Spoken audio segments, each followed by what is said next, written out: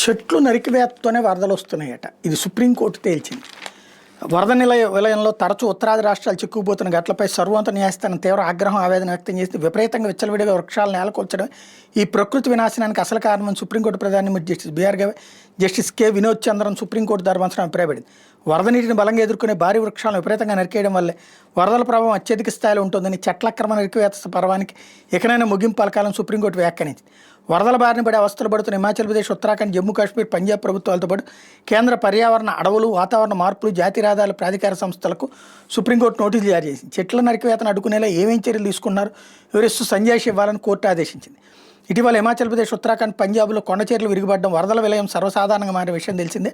దీంతో కొండ ప్రాంతాల చెట్ల అక్రమ నరికివేత కారణంగానే వరద ప్రభావం అధికమైందని, ఈ మేరకు కేంద్ర రాష్ట్ర ప్రభుత్వాలను అప్రమత్తం చేయాలంటూ అనామిక రాణా వేసిన పిటిషన్ను సుప్రీంకోర్టు గురువారం విచారణ చేపట్టినటువంటి సందర్భంగా ఈ ఆదేశాలు ఇచ్చింది.